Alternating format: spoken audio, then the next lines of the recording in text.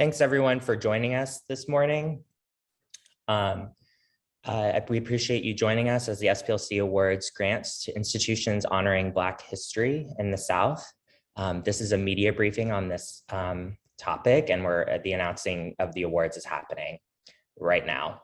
Before we begin though, we just have a few housekeeping notes. To start, all attendees have been muted to limit background noise as much as possible. This briefing is being recorded and we've enabled closed captioning.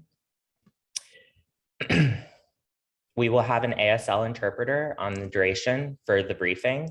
His name is Xavier Hagens. If there are technical difficulties on closed captioning, or if the ASL interpreter at any point goes off camera, please alert us.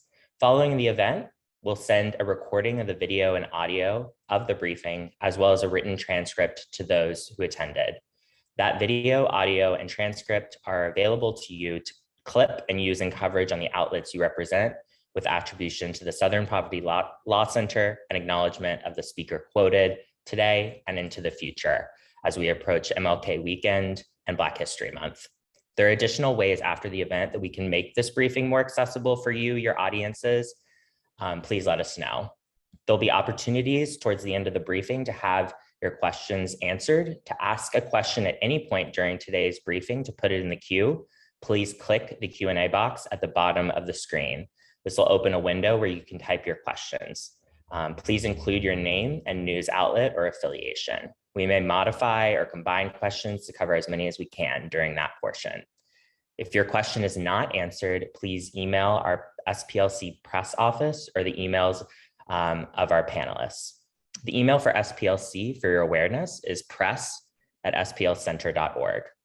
Also, just monitor the general chat where we'll be placing links to resources mentioned on today's call and other helpful info. We don't anticipate technical difficulties, but if there are challenges, speakers may go off camera temporarily to try and keep the audio uninterrupted.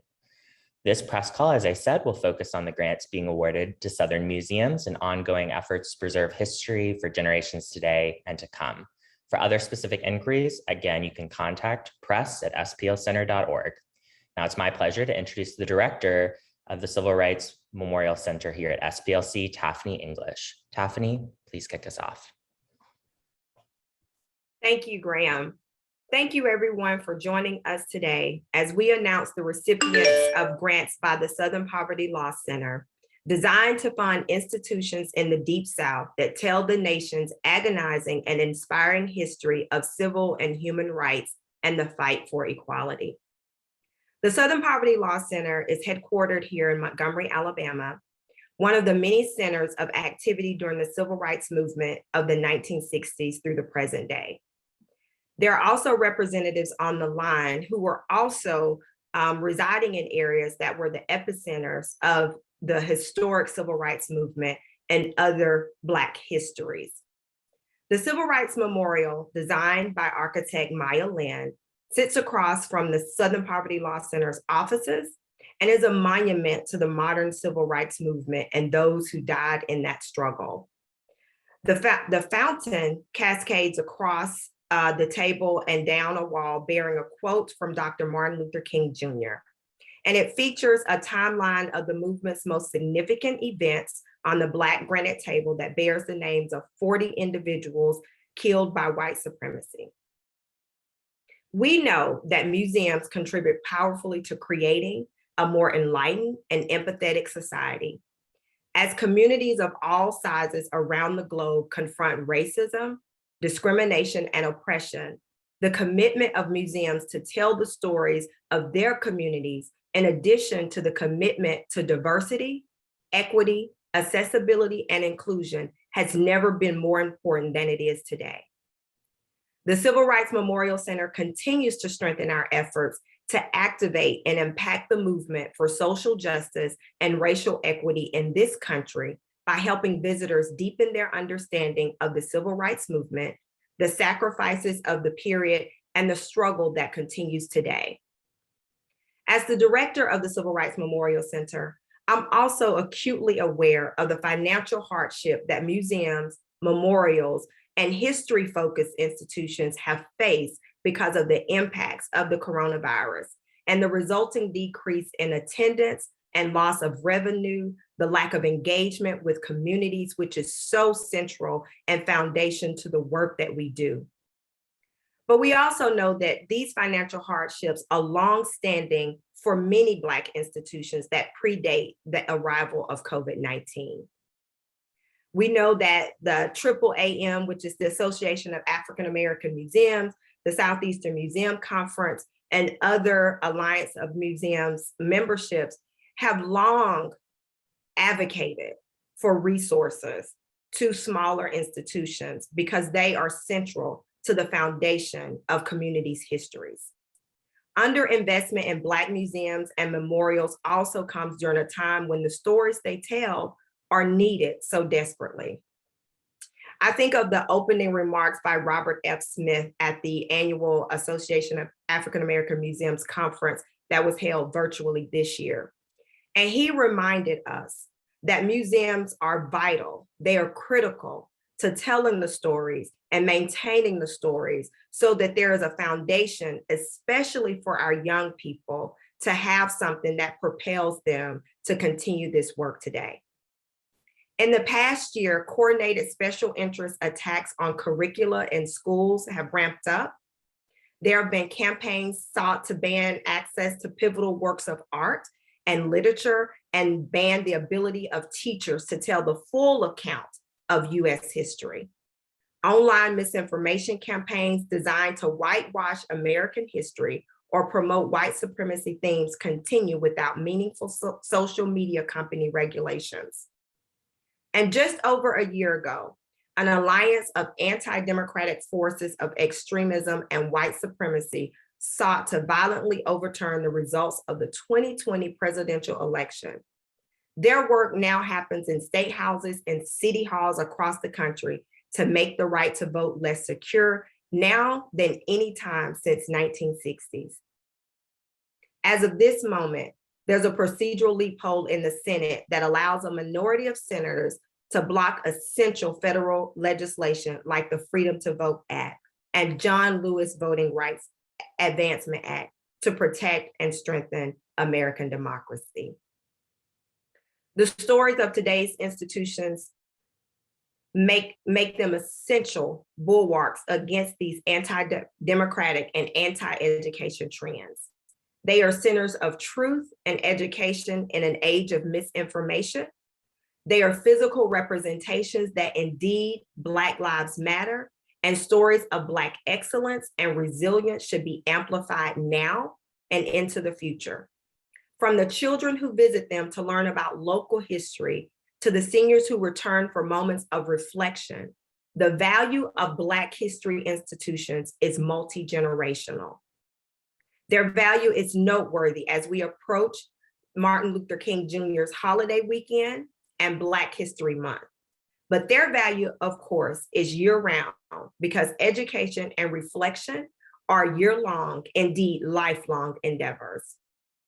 Because of the ongoing hardships faced by these institutions and excellent local and national reporting detailing this, the Southern Poverty Law Center, in collaboration with Congressional Black Caucus members representing the South, conducted a search process and identified 5 institutions in Alabama, Florida, Georgia, Mississippi, and South Carolina.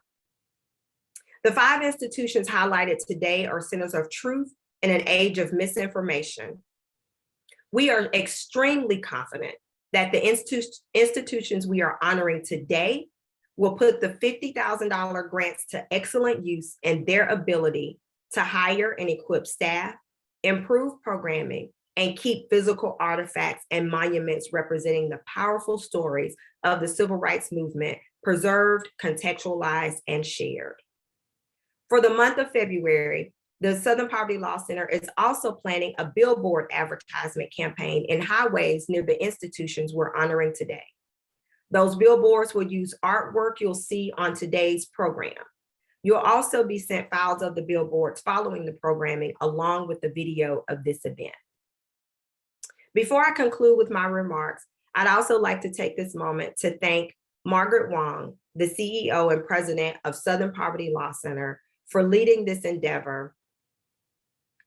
Finally, with today's announcement, we also hope to encourage allies, peers, organizations, and Americans of all backgrounds across the country to support these museums and other related institutions that do the hard, essential work of telling our history more honestly and continuing to the present day fight for racial equality and justice.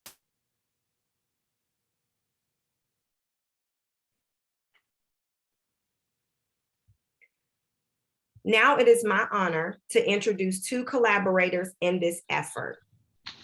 And I want to make sure that they're both on the call with us.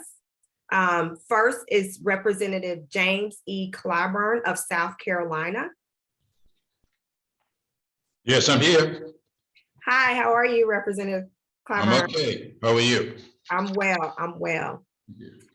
Majority Whip Clyburn is the third ranking Democrat in the United States House of Representatives. He previously served in the post from 2007 to 2011 and served as Assistant Democratic Leader from 2011 to 2019. He came to Congress in 1993 to represent South Carolina's 6th Congressional District, a majority Black district that runs from Columbia to Charleston, South Carolina. We are honored to have him with us today. Representative Clyburn, I yield, turn it over to you. Well, thank you very much for having me. Let me join you in thanking the Southern Poverty Law Center for their support of these 5 museums that we are here to discuss today. I have worked for several years with the Southern Poverty Law Center. In fact, I've always enjoyed visiting with them, along with John Lewis, when we've made our sometimes annual trip down to Selma, Montgomery, Birmingham, and I am looking forward to conditions being of such that we can return there come March. Cecil Williams Museum is one that I have supported the funding of, and I want to thank them for their grant to the Cecil Williams Museum. And of course, I suspect it may, some people may be wondering why that museum was recommended by me. Well, it's a very simple issue. When I graduated high school back in 1957 and arrived on the campus of South Carolina State, I met Cecil Williams. And now Cecil, we all looked at a little bit strangely. He was always running around with cameras on his shoulders, mostly next door at Claflin University. I wasn't on that campus long before I got involved in political activity. In fact, it was in October 1960 that I went to Atlanta after having gone up to Raleigh, North Carolina in the spring of that year for what was the first meeting of the Student Nonviolent Coordinating Committee. We met for the second time in October there in Atlanta. And that's when I met John Lewis, Martin Luther King Jr., and others who were involved in this movement all around the country, having started, as you recall, on February 1, 1960.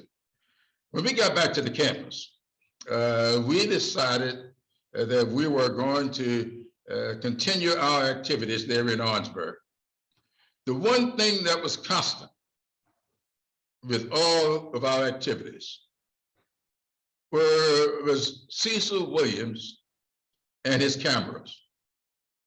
And he recorded almost everything that we were doing regarding the civil rights activities, not just there in Orangeburg, but wherever it was, Rock Hill, where the Freedom Riders stopped, and John Lewis was first attacked physically, in Rock Hill, South Carolina, over in Sumter, in Columbia.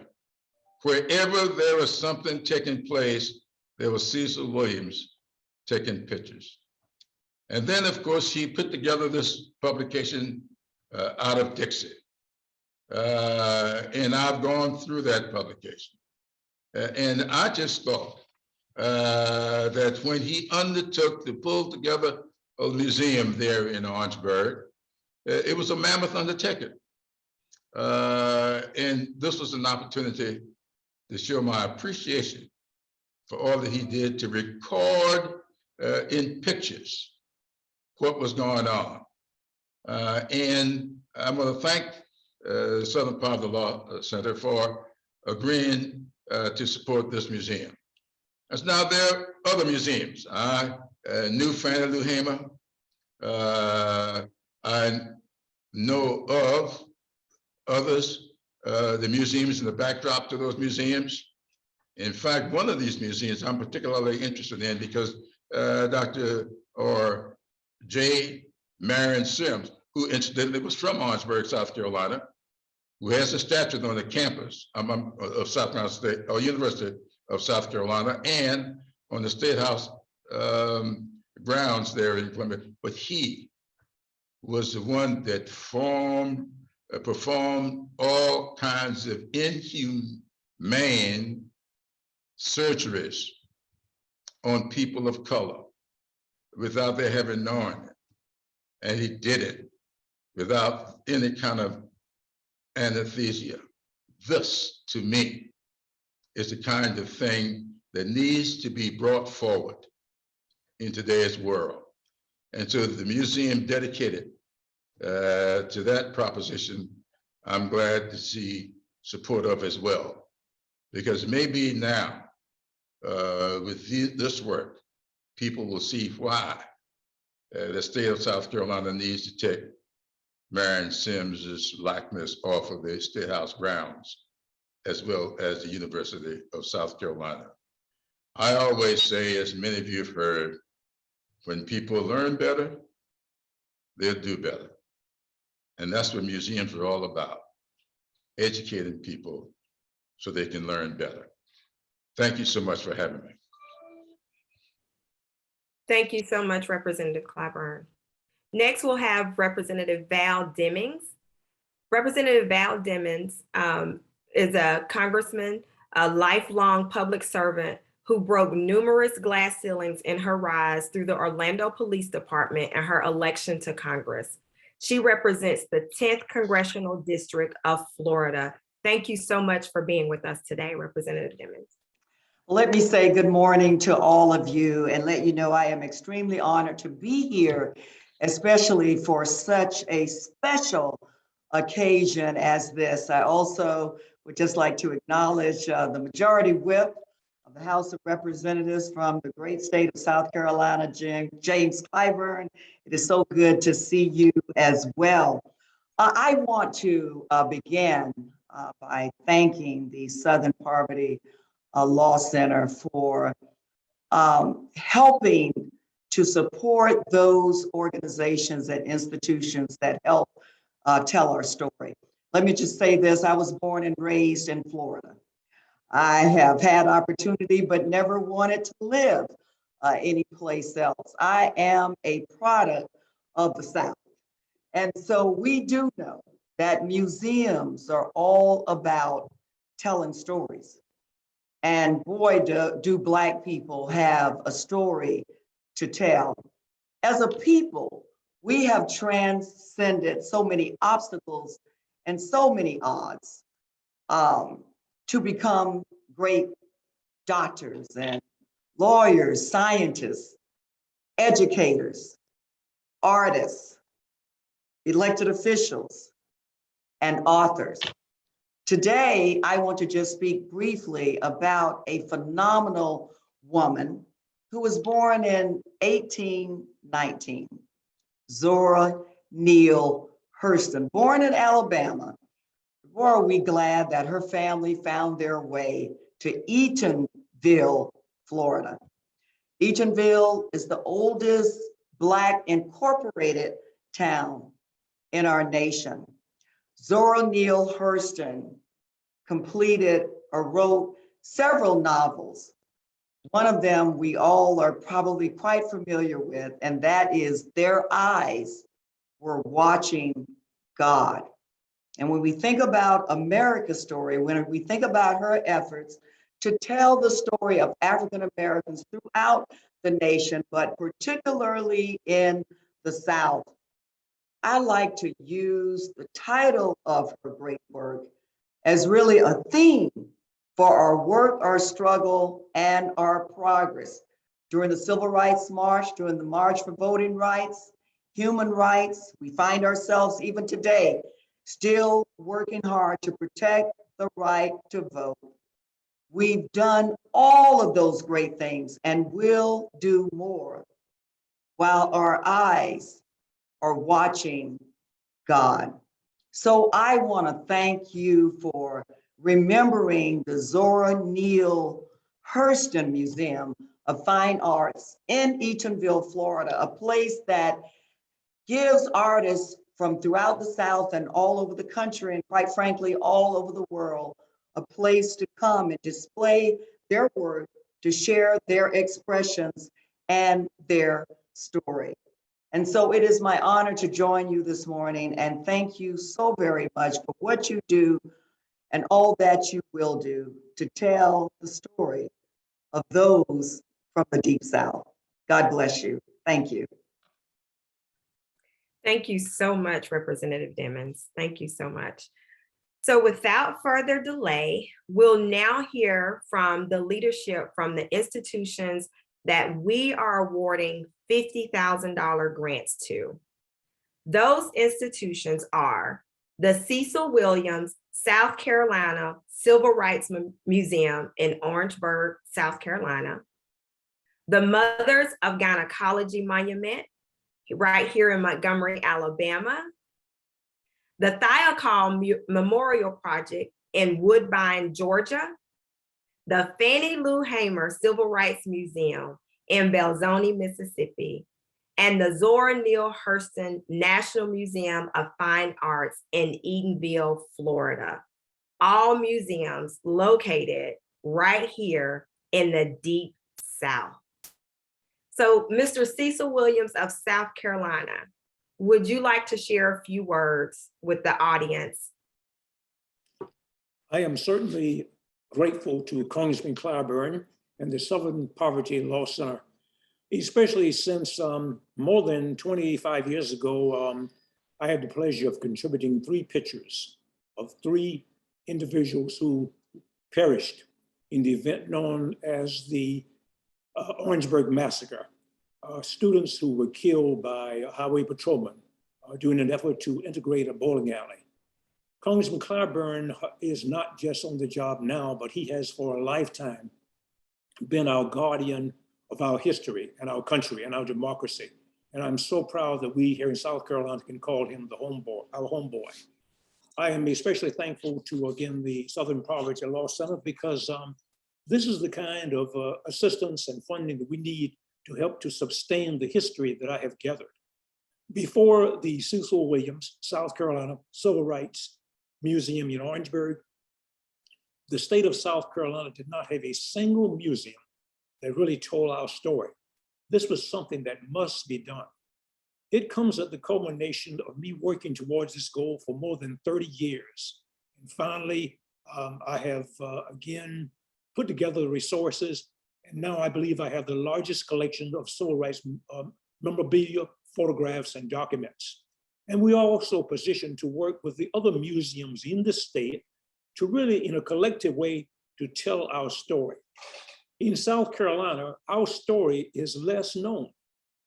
We contributed so much to the American struggle for freedom, justice, and equality, and to bring this country into accepting all people. But our story has not been told. We have the rich legacy of the Briggs versus Elliott case ongoing 30 miles from where I speak. And I have the largest collection of their memorabilia in my museum as well. So again, I am very proud to be the recipient of this. And again, thank you, Congressman Clyburn, and thank you, Southern Poverty Law Center. Thank you so much, Mr. Williams. Thank you. We appreciate all that you've done and all you'll continue to do. Next, we'll hear from Ms. Michelle Browder of Montgomery, Alabama. I actually have had the pleasure of seeing the first unveiling of the Mothers of Gynecology Monument. And so, Michelle, would you like to say a few words? I would, and I want to say thank you all so much for thinking of us, for this beautiful honor that you are given to the Mothers of Gynecology. Let them be born and handled warmly. We have a tie not only to Zora Neale Hurston, whose name is also on this monument, but everyone here is represented in the Deep South, where we are currently. We're littered with this iconography of white men, plantation owners, and the oppressor, and these negative images of these people. And I said, as Representative Clyburn was speaking, at our state's capitol, there is J. Marion Sims, the father of modern gynecology. And I often wonder, where are the mothers? So I wasn't interested in tearing down this monument or removing him at the time, but I was more so interested in erecting the Mothers of Gynecology, women who suffered through non-consensual consent for these operations for vesicovaginal fistulas. There's a whole nother narrative out here that we're not talking about, and that's the medical apartheid, that's the medical bondage, referencing the books and authors of whom I love and hold dear. So yes, Anarcha, her eyes are watching God for our Zora Neale Hurstons. And I want to just say thank you so much, because now we're able to tell the stories of these Black women who have been robbed in history, but have done so much even now in Africa. So I stand on the shoulders of my team that helped me, that taught me how to weld, my teams that came through, that held my hands up as they did with Moses back in the day. But I want to say thank you. And SPLC, our goal is to continue to educate and take the stories of sterilization, what's happening right now in the United States of America, and the displacement of Black women in healthcare. We will take on this charge to tell the story about what's going on and how we're going to change the narrative and also do better. I love that when Clyburn said, when you know better, you do better. So we have a charge to keep and a God to glorify. So thank you for helping us with this charge, and we hope to make you proud. Thank you. Thank you so much, Ms. Browder. Next, we'll hear from Ms. Everett from the Thiokol Memorial Project in Georgia.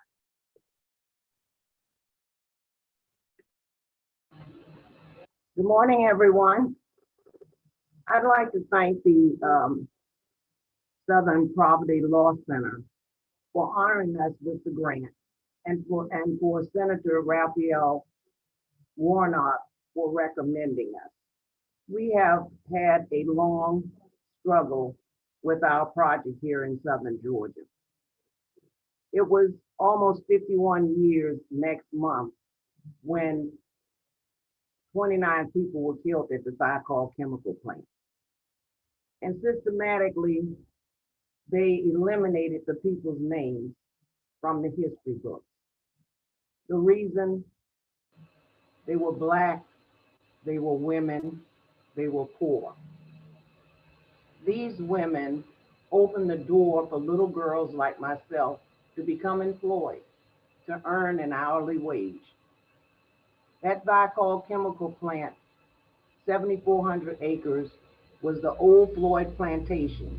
These people went back to the plantation and joined the men from Thiokol, and they made history. The Thiokol chemical plant took on two national causes. To help America get to the moon, they created the world's most powerful rocket engine in 1965. But they also made the munitions for Vietnam. When these predominantly women were killed at Thiokol, they were the manufacturers of the munitions for Vietnam. And it has continued to be a cover-up in America. Their families were left to fight the justice system 17 years. It was very shameful how they were treated in the justice system by our government. Even after a president of the United States extended his condolences. Even after we were moved forward in equal rights for women, transportation, also in first response. It was in American history that once we used to call the funeral home for an ambulance. After Thiokol chemical plant blew up, America made a change. Each city in America, after using Jacksonville, Florida as a model, they placed the ambulance under the city and the county. And that's why today we can get an ambulance. But yet and still, these people have been hidden from history.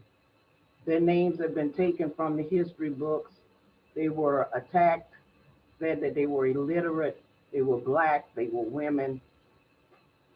But it should not matter where you begin this struggle. If you make a contribution to this nation, you should be recognized. And we have been asking Congress to recognize the 30 people killed at the plant with the Congressional Gold Medal. They were the blueprint, the pioneers, the people that paved the way to modern America, equal rights for women and people of color.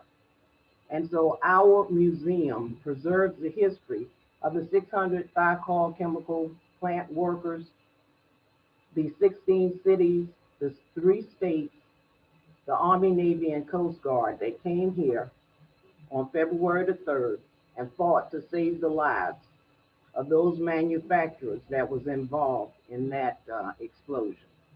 And so we are very grateful. We're very grateful that the Southern Poverty Law Center considered and granted us a grant, something that with these monies, we'll be able to further move the cause to the forefront of the American mindset. We want to educate them about the contribution, the struggle, and the sacrifice of our people, and how today we are the beneficiaries, not only in transportation and employment, but in equal rights for women, mass tort litigation. We would like our people to be recognized. There were families like the Annie Lois Williams family, Charles Monak's family. These people were never compensated, many of them, for the deaths of their families.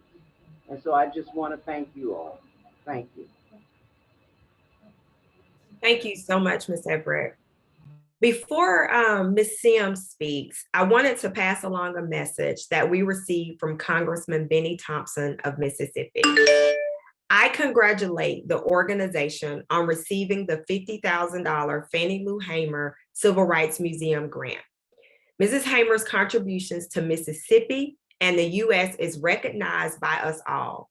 We are proud of the work you have done and will do in the future to preserve the rich history of the Civil Rights Museum. She never gave up, and neither should we. Congratulations on this much deserved award. Now we'll hear from Mrs. Sims of Mississippi.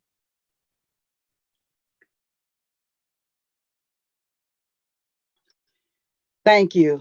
From the Fannie Lou Hamer Civil Rights Museum in Belzoni, Mississippi, and its staff, we are truly grateful. We are grateful to all of our elected officials and the role that they have played, and especially this morning to the Southern Poverty Law Center. We thank you, we thank you. Words are really inadequate for our gratitude this morning. We started this journey knowing that it was necessary to preserve and promote the authenticity of African American history and cultural heritage. It was necessary because it was brought to my attention at an early age from relatives that had moved away to Chicago that Mississippi was still living in a state of fear and refused to tell its story.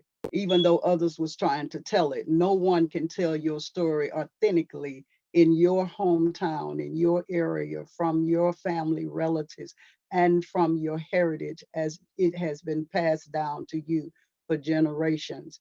And I was called to be one of those storytellers to tell our story. And this journey has been a rough one, because when you decide to tell the story of Reverend George W. Lee, the first to die in the modern civil rights movement, the role that Fannie Lou Hamer played in going all over the United States talking about this man from Belzona, Mississippi, when everyone else was afraid to stand up. And even after taking that extraordinary beating that she took, Fannie Lou Hamer was and is one of the greatest examples of a hero. She wrote for many. She is an example of strength and courage. She is an example of faith. And our children deserve to know the truth of the stories of Fannie Lou Hamer and others who have made the ultimate sacrifice of their health and even their lives. We want to continue to tell this story. And to do that, sometimes it is difficult to get the resources that is needed. And that journey has been a very difficult one for us.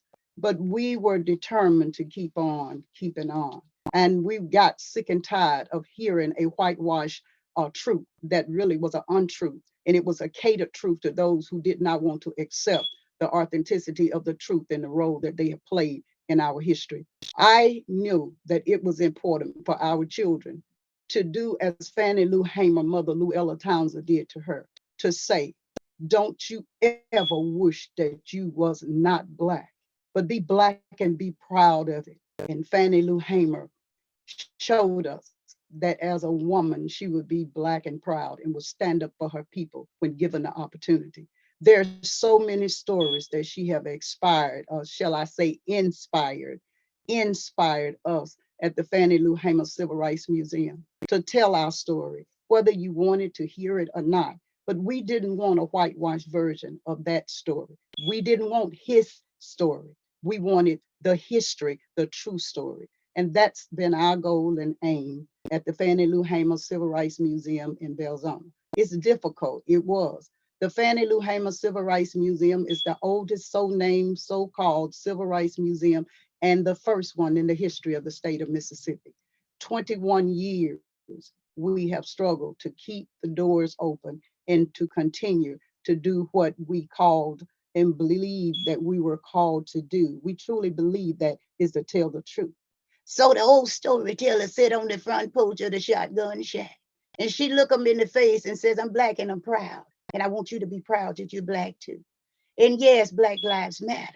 When most people are afraid, even in this day and time, we have went through the changes of being able to say Black lives matter. We have suffered, even in this day and time, the results in the aftermath of saying Black lives matter. But we will continue to tell the story that Mississippi was, after 148 years, finally ratified. We will continue to tell the story that Mississippi, Fannie Lou Hamer struggled with the registering and the right to vote. But when she died, the 19th Amendment had not been ratified in the state of Mississippi. We want to continue to let our children know just because we was last doesn't mean that we were least. And we want them to know the truth of their history. And that's why we tell them that January the 1st is the freedom of the southern states by power of Abraham Lincoln war power that freed the slaves in the southern states. We want to tell them that the state of Mississippi was not ratified until 2013, February the 7th. We want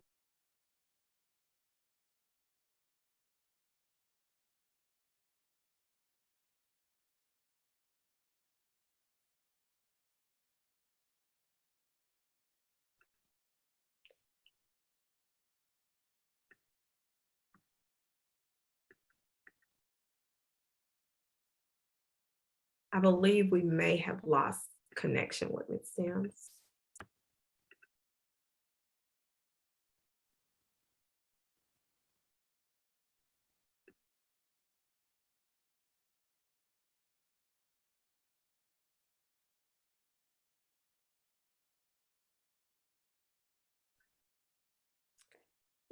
I think we lost connection with Ms. Sims, but we will move to a pre-recorded message. Ms. Nathary was unable to be with us today. She's in a county commission meeting presently. And our moderator will share a message from Mrs. Napper.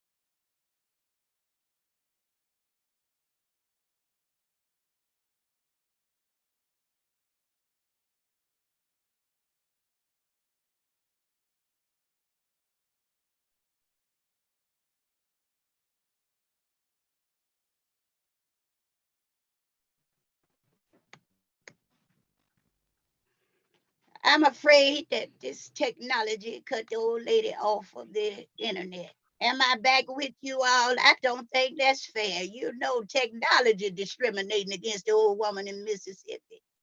You're back, Miss Can Sims. you all hear me? Help me join you all. You all, can you hear the old lady? We just want to say from the Fannie Lou Hamer Civil Rights Museum that we're glad to be able to preserve and promote the authenticity of African American in Mississippi history. And we want to thank the Southern Poverty Law Center for giving us that opportunity. And I hope that I'm not muted. I hope that the old lady is unmuted so you all can hear me. Oh, well, thank you, baby. I got a little sidekick over here helping me out. But I want y'all to know that we're so proud of the opportunity and we intend to make you all proud. I know that we got cut off talking and getting deep and emotional and excited about the work we do. But if you ever visit the Fannie Lou Hamer Civil Rights Museum, you're going to see the old storyteller on the front porch of the shotgun shack telling our story, the truth of the matter. And thank you, all of you that is responsible for giving us the opportunity to do things in the museum that was necessary to be done. I don't think that we would be able to just keep the doors open if you all hadn't come along when you did. So again, thank you so much from the Fannie Lou Hamer Civil Rights Museum. The age of it is 21 years old, the first civil rights museum named so in the history of the state of Mississippi. Thank you so much, Ms. Sims. Thank you so much. I'm checking to see if we have the video from the Zora Neale Hurston. Is that ready?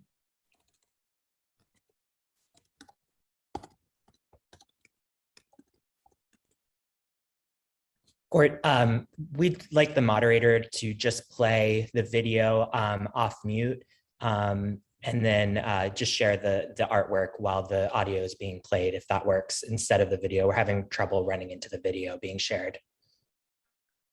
All right, that's fine, thanks. Hello, I am N.Y. Deputy Director of the Association to Preserve the Eatonville Community, PEC, located in Eatonville, Florida. It is our organization which operates the Zora Neale Hurston National Museum of Fine Arts. On behalf of PEC, I want to express our sincere gratitude to the Southern Poverty Law Center for this 1 year $50,000 grant. And I want to say a special thank you to Congresswoman Val Demings, who represents the Florida 10th Congressional District, the location for Eatonville. It is so important that the Southern Poverty Law Center, an institution that is established and respected around the country, that it would recognize and support financially an institution, a small institution such as ours. On behalf of the other awardees, I know that we do the work day in and day out to interpret, to celebrate, to educate people about the significant contributions in culture, history, and heritage of people of African ancestry.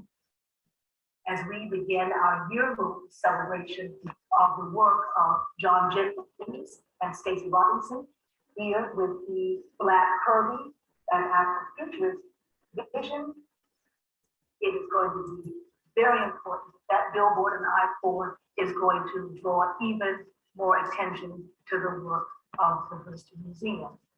And as I leave, I want to ask you, please plan to visit our website, zorafestival.org, and see the wonderful program that will be taking place not only through the month of January, but also in June, like Music Month, and in October, the Hatitude Cultural Play.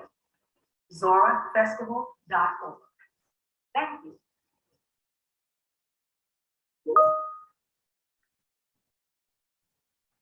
Thank you.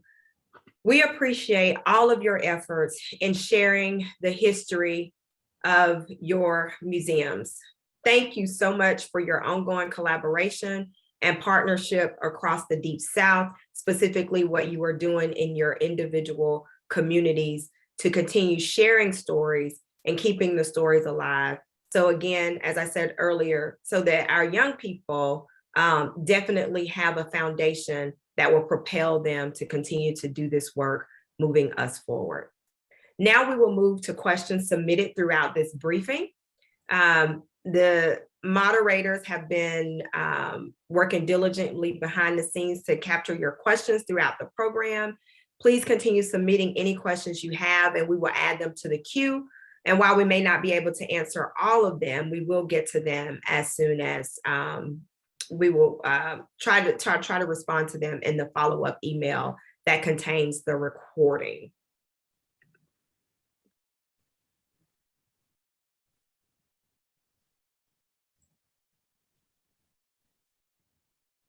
Okay. So the first question we have is, how did the SPLC come to award these $50,000 grants to the 5 institutions? What was the consultation process and the criteria by which they were awarded? So what sparked the funding of the grants was a Washington Post article was shared with our CEO, Margaret Wong. And that Washington Post article highlighted the amount of money that the state of Alabama spends on a Confederate memorial, while Black historical sites continue to struggle to keep their doors open. And so hearing this, she was compelled to do more, specifically looking at Black museums across the Deep South and working internally with our chief of staff. And also the director of policy worked closely with congressmen in the Deep South to identify and elevate museums that were sharing history, but who also were struggling financially. And so that is the premise for the awards. And that's a brief overview of that.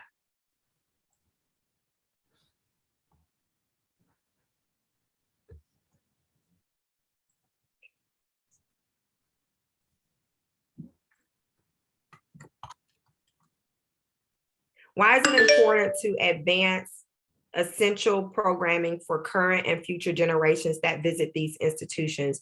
These grants will certainly promote that, but why is it important? That again comes from Diane Gleaton of the Times. Before I respond, would any of the recipients like to respond to that question?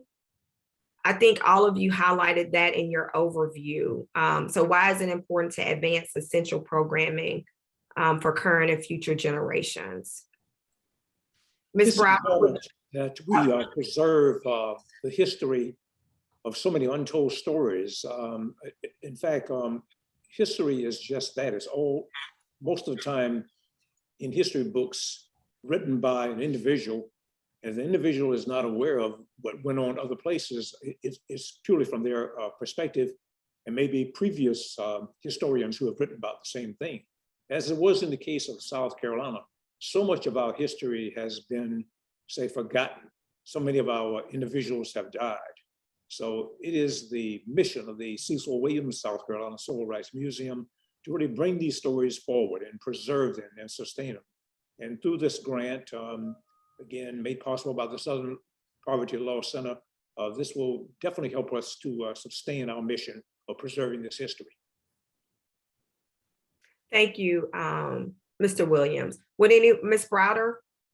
I see you've come off mute. Absolutely. Yes, I would absolutely love to respond because right now today, because of history and the legacy of slavery, the legacy of experimentation on Black bodies, we now have Black women and women of color that are dying at the rates of 3 to 4 times likely to die, right? Because of the childbirth. There is this history that has not been told, that has not been taught in our schools regarding, again, the medical bondage and the experimentations that have happened, that's happening even today on Black and brown bodies. And so for us, it's very important to share this message about Black women, our contributions, and the trials and tribulations and the torture in healthcare. I think with COVID, it has exacerbated what we're going through as it relates to the reluctancy to get the jabs or the health care that we need today. So I think for us that because there's such a battle to continue to enslave people from knowing the truth about this history, I think that it is imperative that we start to elevate our voices and share more to the story as it relates to healthcare in this country and what it has done to people then and now. Also, Kiara Johnson, the Mommy Bus Act, that's before Congress. Black bodies have always been objectified and legislated. And so with this monument, the Mothers of Gynecology, we're hoping to not only get the word out there, but our whole initiative is about educating the youth, educating children from not only just America, but around the country about how we not only overcome, but to face the challenges in changing the narrative in our own country and of course abroad, but to change the narrative on how we treat people in this country. Empathy, respect. One of the mothers has the name Respect across her belly and she's pregnant. Well, we don't, number one, we are kind of bipolar. We want to, say that we respect the sanctity of life, but we don't want people to have reproductive justice and the autonomy, the right to choose. So it's very important that as an artist, Nina Simone said that it's my duty to reflect the times in which we live. And so it's also our duty to educate young people so that we don't continue to perpetuate this ignorance that we have in our country. So it's very important. We take it very seriously. And we have also on our campus establishing a place for children to come. And Arca Lucy and Betsy is just phase one of the project, but we're actually creating a space for young people from around the world to come here and to learn of this history, to spend a couple of days instead of going to France, come here and learn of this story and how they can then go on to become change makers, effective change makers regarding race and autonomy and reproductive justice. So with that comes the education. Thank you for the question. Thank you so much. Thank you. Thank you again, everyone. We are coming to a close of the media briefing. And again, I just want to express my gratitude to everyone on the call, Representative Clyburn, Representative Demings, all of the directors of the museums. We definitely appreciate all that you're doing in your prospective communities to educate, uplift, and inspire not only young people, but across generations. And again, you all have said it, it is so important that we tell our stories, that we share our histories, because if not, we're destined to repeat them. So I want to encourage you and everyone in the audience, ways in which you could support these museums is by visiting their institutions, spreading the word, sharing the work that they're doing, donating to them financially. And so we want you to not only visit, it is Dr. Martin Luther King's holiday coming up, not only during that time in Black History Month, but all year long. As we made clear today, education is a year-long, lifelong endeavor. I'm excited that the CRMC, after being closed for 2 years, will open our doors on Thursday, January 13th, in a limited capacity, of course, keeping the safety of visitors and staff at the forefront. But just excited that we're able to open our doors and also participate in educating just as you all are doing. These institutions of Black excellence represent centers of truth and reflection for all generations. And so please support them in their endeavors. And we want to thank everyone for attending the media briefing.